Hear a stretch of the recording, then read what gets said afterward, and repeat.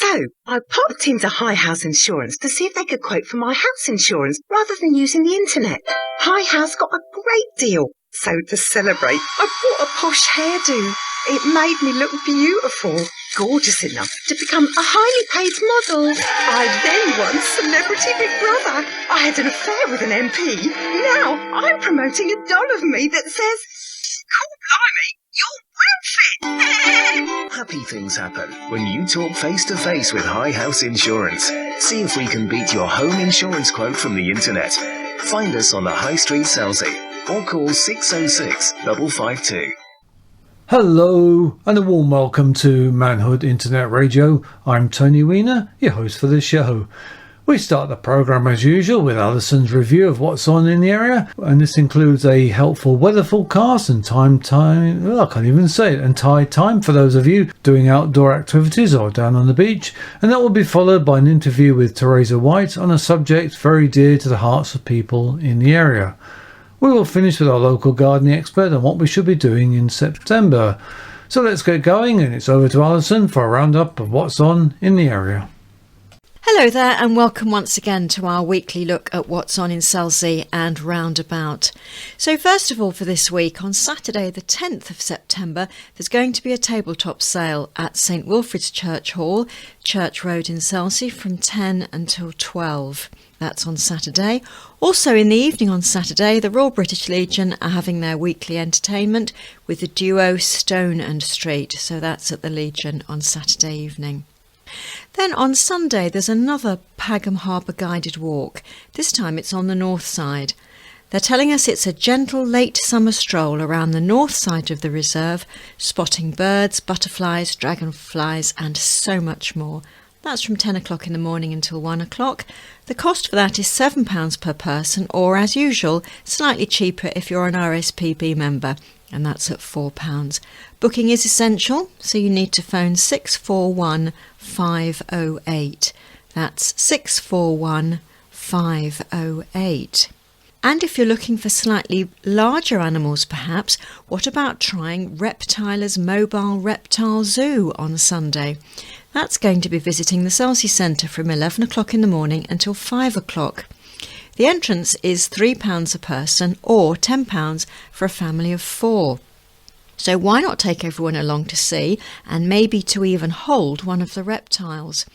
This mobile zoo will offer you the chance to handle a variety of animals, including lizards, snakes, invertebrates, arachnids, and the special mammals that are skinny pigs. You can find out a bit more by looking at their website. That's www.reptilers, I'll spell that for you, reptilers.co.uk. That's Reptilers Mobile Reptile Zoo on Sunday at the Selsey Centre.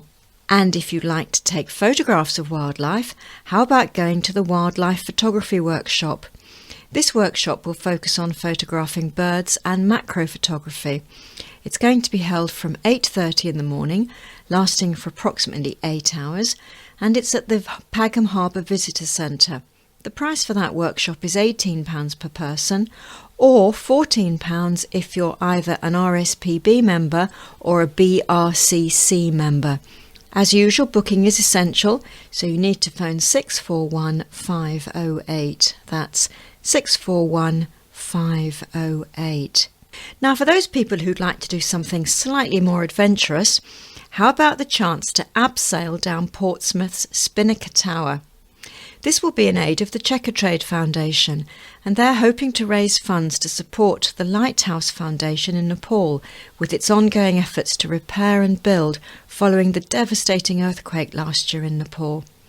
It will cost you £50 to abseil, but you must also make a commitment to raise at least £200 in sponsorship prior to the big day.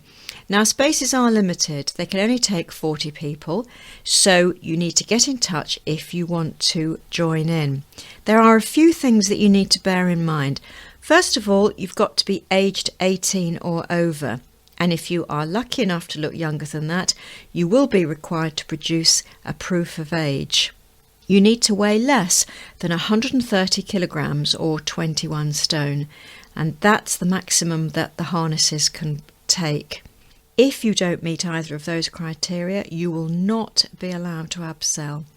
And I suppose it goes without saying that this is definitely not for anyone who's pregnant. If you have any queries or questions, you need to contact Claire Allen. She can be phoned on 077 403 633. Sorry about that. She can be phoned on 077 403 66429, or you can email her Claire, that's CLAIRE .Allen, ALLEN, at checkertrade.com. So that's for the chance to abseil down Portsmouth's Spinnaker Tower. Now let's move across to the Witterings and Bracklesham and see what they have in store for the first full week in September. Well, on Wednesday the 7th of September there's table tennis. Drop in and play for adults only. That's at Bracklesham Barn from 10 until 12. Also in the morning there's CBT motorcycle training at the barn from 9 until 11, followed by gyrokensis with Jen from 11 until 12. Then after lunch, belly dancing with Step Inside at the barn from 1 until 2, followed by short mat bowls at Bracklesham Barn from 2 until 4. In the evening it's time for Zumba with Louise from 6:30 until 7:30. And it is happy hour at Pond Barn from 5 until 8. The next day, Tuesday the 8th of September, it's time for Busybug's Toddler Gym at the barn from 9:15 until 12:15. And also on that morning, Stitch and Yarn will be meeting at the Witterings Medical Centre from 10:30 until 12:30. Knit and Natter will hold their meeting at East Wittering Library between 11 and 12:30. And it's also the day for the Witterings Master Art Group from 10 until 12 at West Wittering Memorial Hall. West Wittering are also having their short mat bowls from 10 till 12, 2 till 4 and 7 till 9:30 in the evening. They're held at the West Wittering Memorial Hall. If you're interested, you need to contact Maggie. Her number is 673 231. That's Maggie on 673 231. It's time once again for the Junior Youth Club for children between 8 and 12 years at the Youth Centre between 5 and 6:30 p.m. and then followed by the slightly older ones 12 to 17 in the Senior Youth Club from 6:30 until 8:30. And it's open mic night at Pond Barn at 8 o'clock. On Friday the 9th of September, it's the all-important A27 consultation, which will be held at Bracklesham Barn between 10 in the morning until 7 p.m. So if you're interested in the developments, or the proposed developments I should say, on the A27, do go along and have a look at the proposals. It's also the day for the South Coast Networking 11s meeting from 11 o'clock until 12:30 at the Harbour Way Country Club. Short mat bowls will also be taking place at Bracklesham Barn from 2 in the afternoon until 4. On Saturday the 10th of September, again the A27 consultation continues at Bracklesham Barn, this time from 10 until 2, so a slightly shorter session. On Sunday, the Windrush Church will be having their meeting at Bracklesham Barn between 10:30 and 12:45, and in the evening it's time for the Pond Barn quiz at 8 o'clock. On Monday the 12th of September, the Little Ducklings Mother and Toddler Group will meet at Bracklesham Barn between 9:30 and 11:30. Running alongside that, there's short mat bowls at Bracklesham Barn from 10:30 until 1. And in the afternoon it's time for high teas at the barn, 2:30 until 4:30. In the evening there'll be yoga with Elaine from 7 until 8:30. And there's also a chance to take part in ARO Ladies Beginner Kickboxing with Verity. She'll be doing that at the barn between 7:30 and 8:30. And then on Tuesday the 13th of September, the Little Explorers will meet again for their play and learn together at the barn from 9:30 until 11. It's also time for meet and greet at West Wittering Memorial Hall, where you can expect coffee, games, homemade soup and a roll from 10:15 until 1. Elaine is doing yoga again at the barn from 10 until 11. And then in the afternoon it's time for the Tai Chi at 4 o'clock. Later in the evening, the The Community Pop Choir will meet at the West Wittering Memorial Hall between 7 and 9. And it's also the date for the West Wittering Horticultural Society. There's a talk this week on planting for winter interest. So if you're interested in that, that will be 7:30 in the evening. The Badminton Club also meets at Bracklesham Barn from 7:30 until 9:30. So that's everything for that week in Bracklesham and the Witterings. Now let's have a look at the weather for that week. Wednesday the 7th, we can expect a high of 22 degrees Celsius or 72 degrees Fahrenheit, which will be a day with sunny intervals. The wind should be about 11 miles an hour and will be a west-northwesterly. On Thursday the 8th, again, same sort of temperatures, 22 degrees C, 72 degrees Fahrenheit, but that will be a sunny day. Winds again 11 miles an hour, but this time a westerly wind. And on Friday the 9th, slightly warmer again, 23 degrees Celsius or 73 degrees Fahrenheit. Another sunny day with winds of 11 miles an hour. That will be a west-northwesterly. Now let's have a look at the tides for that week, for those people that want to go down to the beach. So starting on Wednesday the 7th, the low tide will be at 9:05 in the morning and the high tide in the afternoon at 3:35. That will obviously change through the week, ending on the 13th, the Tuesday, with a high tide of 9:15 in the morning and a low tide of 3:20. So that's all the news from me for that week. Hope you enjoy everything that you get up to, and I'll speak to you again next week. Bye for now. Thank you, Alison. Plenty of things to keep us busy. Now over to Keith, who is talking to Teresa White on a popular subject on the Manhood. Right, with me once again now, I've got Teresa White, and Teresa's going to be talking about her passion. No, not that passion. She's talking about her dogs, which she's very passionate about. And she's going to be telling us about summer health for your dogs. Morning, Teresa. Morning. Now, summer health for your dogs, what does that involve? Well, quite a few things. You really have to look after your dogs in the summer because there's a lot of things that they can get wrong with them. One of the main things is heat stroke. I had a dog that suffered with heat stroke who was over a park. It wasn't a very sunny day. It was quite dull and overcast, but it was warm. He was a collie, so very ball orientated. Someone else thought they knew better than me, took the ball off me and kept throwing it for him. I kept calling him back, but of course they go deaf when they are enjoying themselves. So when I eventually got him to the gate, he actually collapsed, and I realised instantly what it was. So I ran to my car, which was parked around the corner, not in the car park, got some water and got a towel, soaked the towel in water, ran back to the dog and covered him in it, and then made him lay on it because they lose most of their heat through their tummies, bottom of their feet, and obviously panting, and their ears.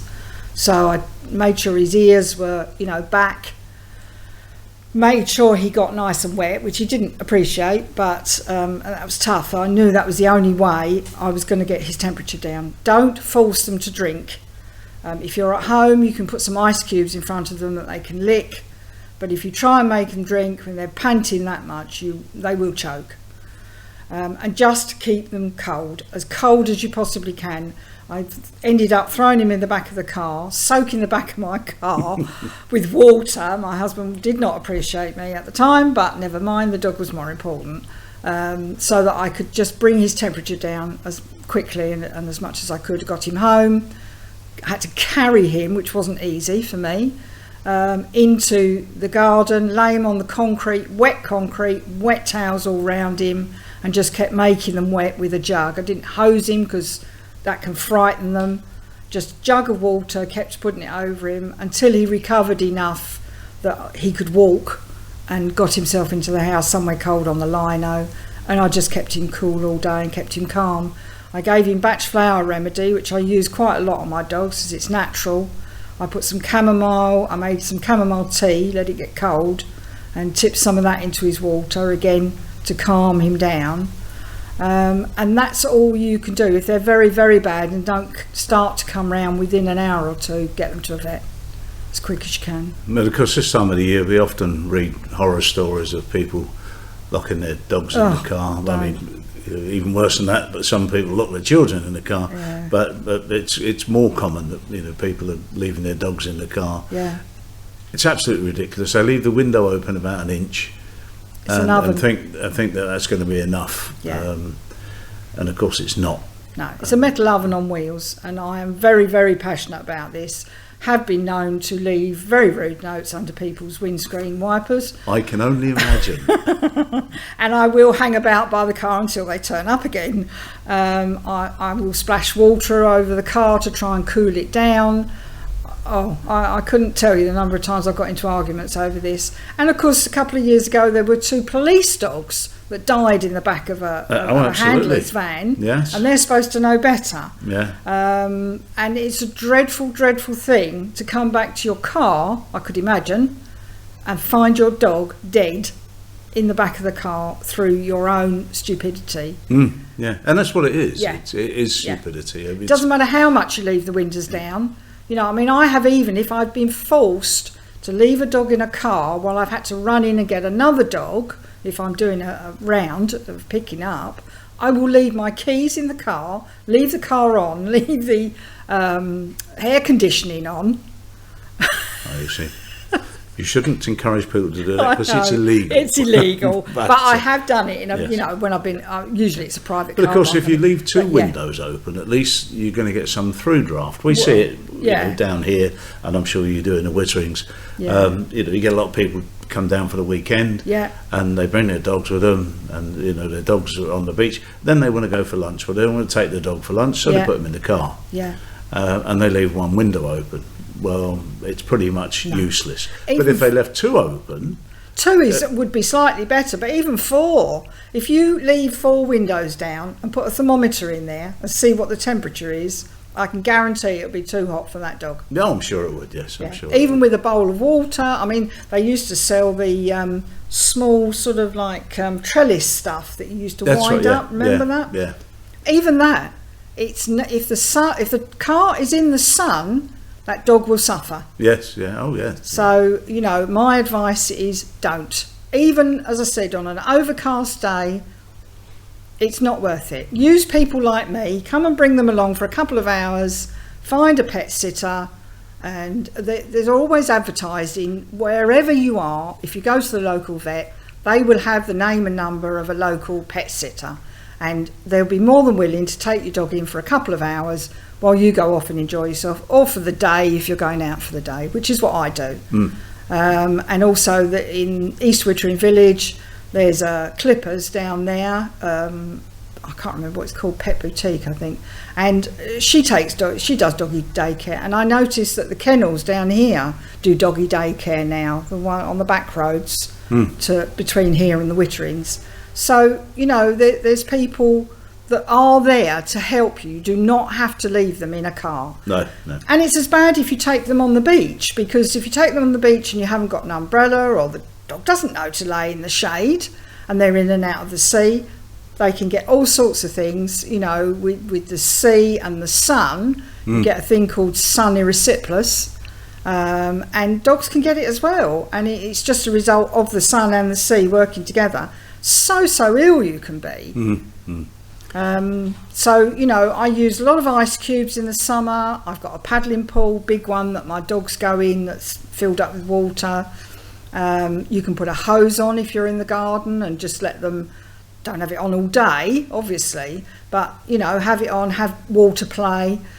You can even freeze carrots, broccoli, cauliflower, and then give them that to chew on out in the garden. You can even put a bone in the freezer and freeze it, and then give them that to chew on. It all makes to cool them down, and I put ice cubes in their water. Mind you, I've got a small dog now who's decided, that's good fun, we'll have all those ice cubes out of there, and I find them all over the house. So I've had to freeze cupfuls of ice and put them in there so she can't get them out. Well, that's some sound advice on what to do with your dog in the summer, how to look after your dog, especially in the heat. If you don't want your dog to suffer, well, think about it. That's all it takes, just a little thought. Yeah. Because when you turn up somewhere and your car's nice and cool because you've had the air conditioning on, it's not going to stay like that for more than about 10 minutes once you get out of it. No, and definitely. so if you're gone for an hour, for 50 minutes of that hour, that dog is suffering terribly in the heat. Yeah, definitely. Well, thanks once again, Teresa. And I'm sure we'll be talking to you again, Definitely. or listening to you again, sorry, in the not too distant future. And thanks for all your tips on especially with the dogs. Thank you for having me. Thanks now. Thank you. Now we've officially moved into autumn, which can be a wonderful time of year. And to help us get the best out of the season, we go over to David Gaunt on what we should be doing in the garden. Hello, and this week's gardening points are what to do in September. September, as we all know, is cooler, the days are shorter, and it's probably wetter. In September, it's really a continuation of what we did in August. Continue to deadhead. Buds that start early in September will probably produce good flowers by the end of the month. So, dahlias, roses, penstemons, and other autumn flowering herbaceous plants just keep deadheading. My sweet peas have gone over now, and whether I deadhead or not, really, all we're going to get is seed cases now. However, the seeds are worth collecting for next year. Cut back any perennials as they start to die. Some of the early ones will start to brown now. Cutting them back now means that you'll have less work to do later in the autumn when the days are wetter and you might not be inclined to go into the garden. Continue to water the newly planted shrubs. You get a lot of drying winds in September, and this can certainly increase transpiration and the plant will need water, so continue to keep watering. Containers will need watering as well for the similar reasons, and it wouldn't hurt to give them an extra feed towards the end of the month. Also, any newly planted grass, if you've done some seed sowing or putting in any turf down, that will need continue to water into the autumn as well. Part of the autumn really is to assess what your garden's looking like. Are there any gaps? Are there any plants that need moving? Are there any shrubs that need cutting back? Have a look at your overall garden and decide what work you want to do in the autumn. Assess whether you want to bring in some new plants, whether to thin them out. In autumn it's a good time to plant new shrubs and perennials. It's quite wet, they'll be able to be watered in well, and the soil is still warm enough to get some good root growth for the autumn and then going into the winter. Autumn is also the time to start looking at herbaceous border. Start thinking about dividing some of those early flowering perennials. Cut them up, divide them and plant them again, taking material from the outside of the clump as this is a new, better growth. If you do like taking cuttings, pelargonium cuttings or geranium cuttings are the ideal time this month. And maybe you want to collect some seeds. I alluded earlier to the sweet pea seeds. As far as herbicide is concerned, really September is the last time to apply herbicide. However, on bindweed and horsetails, it's probably one of the best times of the year because that herbicide is taken into the plant, into the root, and as the plant dies down, all the nutrients are brought back into the root and you get a better kill. September is a final time to give those evergreen hedges a final trim. Net your pond.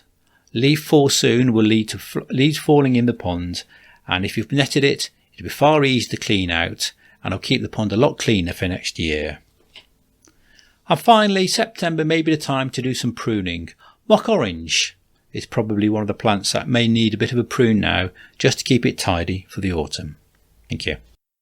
Thank you, David. And with that, we've reached the end of the programme, so it just remains for me to thank all our contributors, including Local Life magazine, our sound editor, John Mallett, our presenters, Alison, David and Keith, not forgetting, of course, our producer, John Fletcher. So it's goodbye from me, Tony Weiner. Until next time, bye.